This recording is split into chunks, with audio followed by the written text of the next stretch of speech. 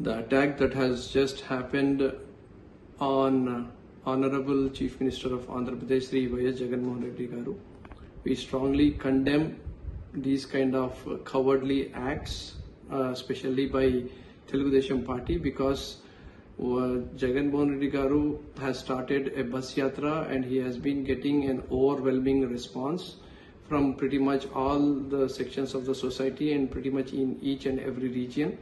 And even in the so-called assumed strong pockets of Telugu Desam Party, and because they are not able to take the fact that the public is again backing Jagannath Reddy Garu the way they have backed him in 2019, before 2019 elections, this kind of cowardly act has been done by Telugu Desam Party sympathizers, and who are behind it, they all need to be bring before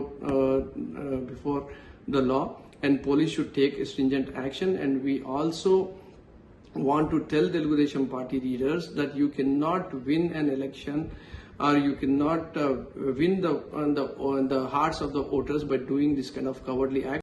అందరికీ నమస్కారం. ఈరోజు గౌరవ ముఖ్యమంత్రి జగన్మోహన్ రెడ్డి గారి Vijayawada road షోలో ఆయన మీద రాళ్ళు రువ్వి ఆయనకి గాయాలపాలు చేసినటువంటి ఘటన మనందరం కూడా చూసాం. ఈ ఘటనని తీవ్రంగా వైఎస్ఆర్ కాంగ్రెస్ పార్టీ నాయకత్వం, రాష్ట్ర వ్యాప్తంగా ఉన్నటువంటి వైఎస్ఆర్ కాంగ్రెస్ పార్టీ కార్యకర్తలు, అభిమానులు, ప్రపంచవ్యాప్తంగా ఉన్నటువంటి జగన్మోహన్ రెడ్డి గారి అభిమానులు అందరం కూడా తీవ్రంగా ఖండిస్తూ, చంద్రబాబు నాయుడు ఇప్పటికన్నా ఇటువంటి పాతకాలపు రాజకీయాలు, ఫ్యాక్షన్ రాజకీయాలు, ఇటువంటి దాడులు చేస్తే జగన్మోహన్ రెడ్డి గారు భయపడతారు, వైఎస్ఆర్ కాంగ్రెస్ పార్టీ నాయకత్వం భయపడుతుందని చెప్పి అనుకుంటే వారి అమాయకత్వం.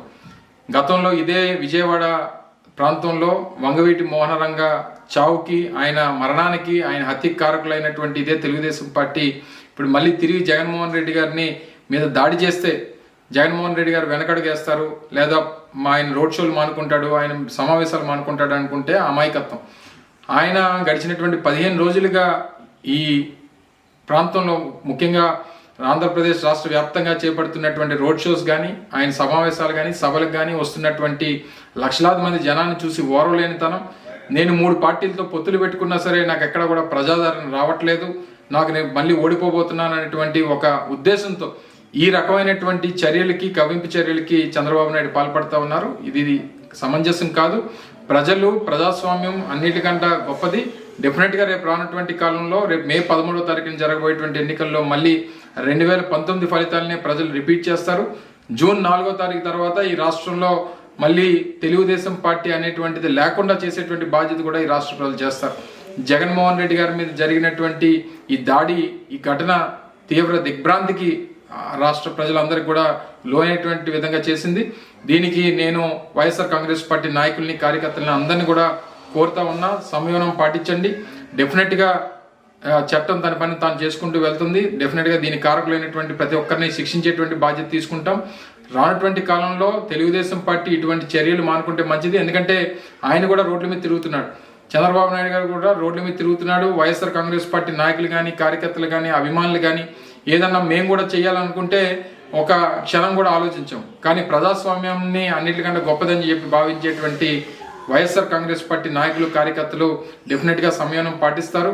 ఈ ఘటనని తీవ్రంగా ఖండిస్తూ రేపు రానటువంటి కాలంలో జగన్మోహన్ రెడ్డి గారి తాలూకా నాయకత్వాన్ని ఆశీర్వదించమని ప్రజలందరూ కూడా కోరుకుంటూ, ఆయన తాలూకా సిద్ధం సభలు కానీ, రోడ్ షోలు కానీ ఈ రకంగానే కొనసాగుతాయి. పెద్ద ఎత్తున ఇంకా లక్షలాది మంది ప్రజలు వస్తారు. రేపు మళ్ళీ వైఎస్ఆర్ కాంగ్రెస్ పార్టీని ఆశీర్వదిస్తారని చెప్పి బలంగా నమ్ముతూ, ఈ జరిగినటువంటి ఘటనని మరొకసారి రాష్ట్ర వైఎస్ఆర్ కాంగ్రెస్ పార్టీ ప్రజలు, కార్యకర్తలు, నాయకులు, అభిమానులు అందరం కూడా తీవ్రంగా ఖండిస్తా ఉన్నాం.